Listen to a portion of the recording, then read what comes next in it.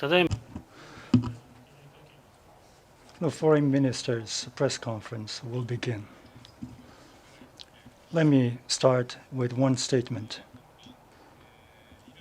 The government has decided to additionally supply 700,000 shots of AstraZeneca vaccines to Iran. They will be supplied via the COVAX facility.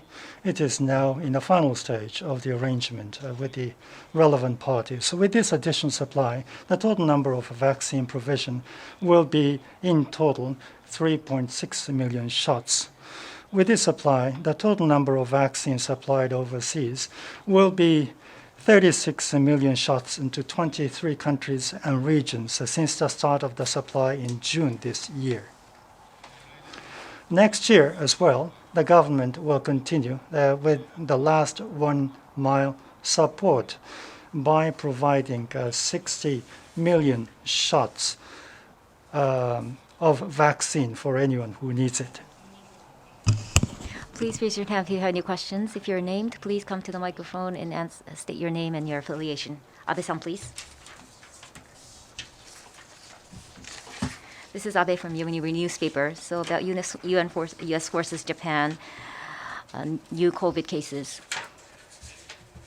U.S. side genome analysis result, how has been communicated to you so far?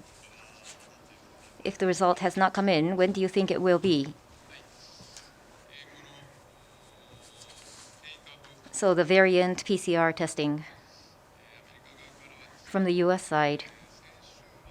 At the end of last week, the variant PCR testing was conducted, we were informed. And now the U.S. side is compiling the final results of the test. So after the final result is compiled, we will receive them and in appropriate fashion.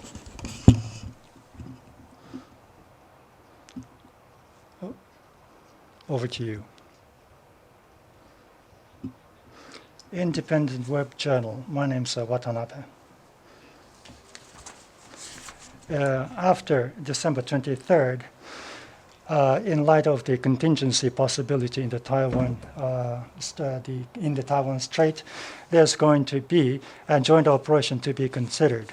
In the initial stage, that the Marine Corps will set up a temporary special military site that may involve the citizens in the islands.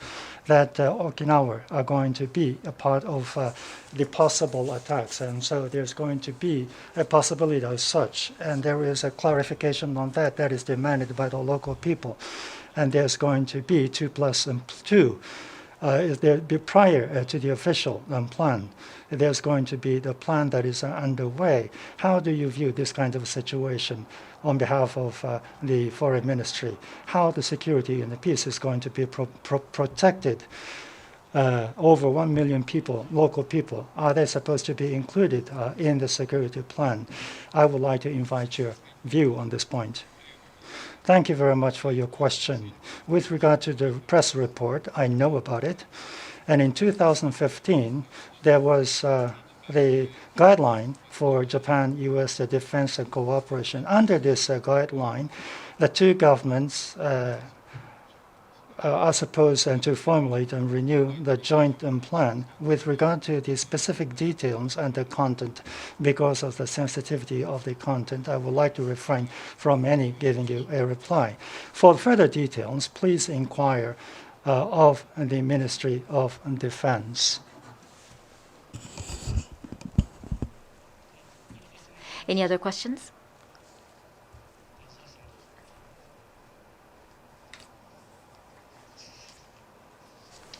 Japan Orient News and Arab News Japan. My question is about the Middle East. There are reports that Israel decided to double the people living in the Golan Heights that is occupied from Syria and annexed by Israel in a violation of the international law. And we know that Japan is against the status quo imposed on occupied land. So what is your comment on this issue? Thank you. はい。12月26 On December 26th, Israel government announced the Golan Heights development plan, which plans to double the number of the settlers in Golan Heights. And we do not accept or acknowledge the annexation of Golan Heights. And this settlement activity is a violation of international law. So we have repeatedly called for the complete freezing of the settlement activity to the Israeli government. We think this measure will enhance the increase the tension and is concerned. We would like to keep our close eyes on this. Any other questions? Higuchi-san. 中国新聞 Higuchi. On 4th January, NPT review conference is going to be held. I would like to ask a question about this. By video conferencing, Prime Minister will make a statement or a speech with regard to the attendance by the foreign minister. What is the current status because of the Omicron spread? How do you see this possibility?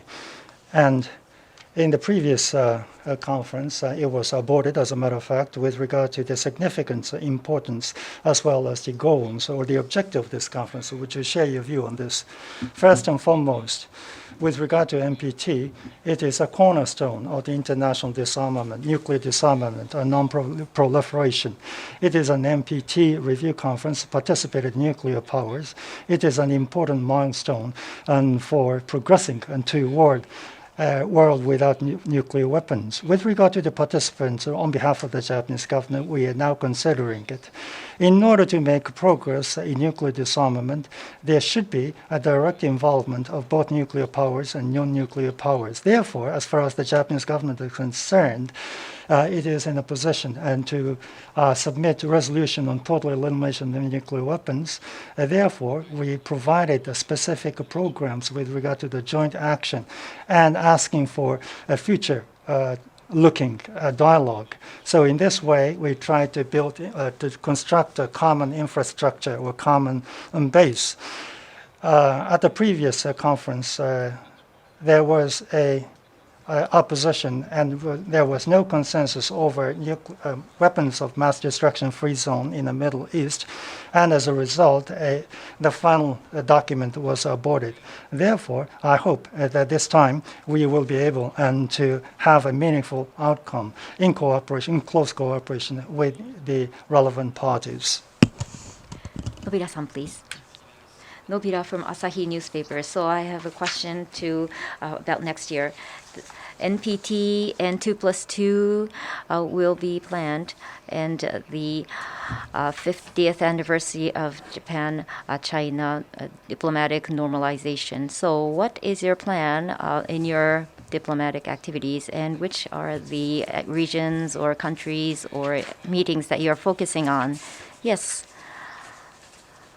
We had COVID restriction since I took post, but face-to-face, TV conference, and telephone conference, a total 41 times with 27 countries and regions. I had a meeting with the ministers of the counterpart. And in December, we went to G7 meeting.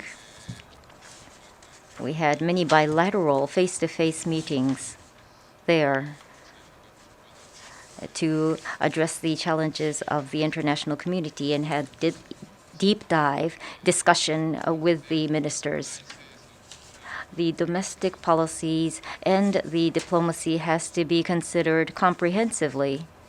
And at the same time, we need bilateral meetings or multilateral meetings like G7. And in addition, global scale horizontal, cross-cutting meetings and discussion is very important, and I realize that once again. So I will continue this endeavor next year with the seniors' effort. Japan's diplomacy has won the trust. So I will build on that and revive the face-to-face diplomacy and build the new trusting relationship going forward.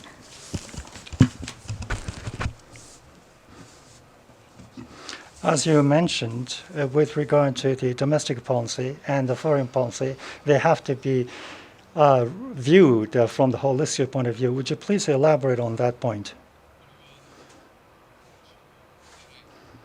Well, based on my memory, Kakue Tanaka, the former prime minister, when he was a member of the cabinet, he was engaged in the textile negotiation with the United States, and he built consensus inside the country, and then he proceeded into the negotiation with the U.S. government. I think this is just one example. Therefore, speaking of diplomacy, it is not be dealt with as diplomacy alone. That means diplomacy is interlinked with the domestic affairs. So that kind of a viewpoint is essential when we are going to be engaged in diplomacy. That's the reason why I use that term. Any other questions? Are we okay? So this closes the conference. Thank you very much and a very happy new year.